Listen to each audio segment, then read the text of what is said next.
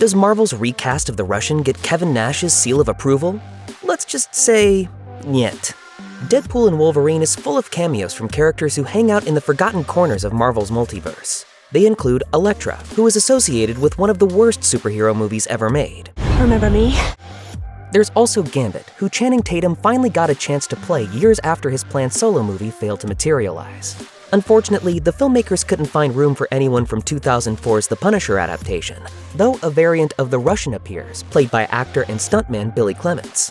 By no means is he the most notable cameo in the film, but it caught the attention of former WWE champion Kevin Nash, who portrayed the villain in the aforementioned Punisher flick. The Behemoth is one of the assassins who's tasked with eliminating Thomas Jane's titular vigilante, which leads to a violent showdown in a tiny apartment.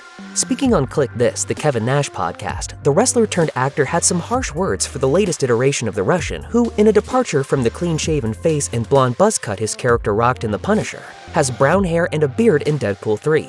He said, "That looks nothing like the character I played. That looks nothing like the Russian. It looks like they gave somebody a favor." It's a fair assessment, but to be fair, it'd be difficult to find actors who would resemble Nash's Russian. After all, Big Sexy is a giant human being with a distinct look.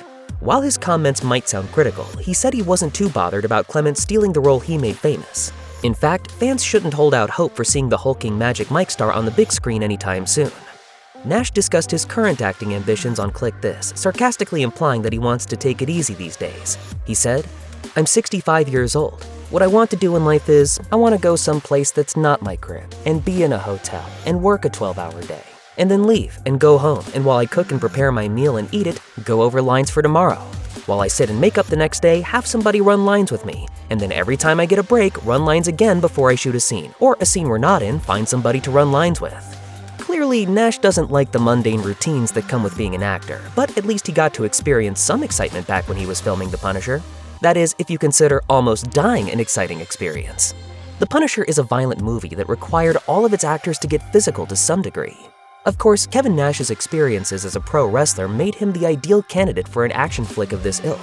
Still, taking bumps in the squared circle and being stabbed in the chest are two different things, which Nash can attest to. Speaking on another episode of Click This, Nash recounted the story of him being stabbed on the set of The Punisher. The moment occurred during the sequence when Thomas Jane's Frank Castle attacks the Russian with a butterfly knife. He explained that although they had a designated prop knife for the part where he actually gets stabbed, they used a real knife for the other frames, all for the purposes of realism. Due to negligence on the prop director's part, Nash ended up on the wrong end of the real knife. Yeah, so I got stabbed right here in the collarbone.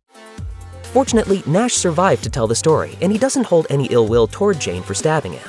Still, when you consider that Deadpool and Wolverine is loaded with meta-jokes about its actors' personal lives, the filmmakers missed a golden opportunity by not recasting Nash and commenting on his dramatic experience. As such, fans will forever be left wondering what could have been.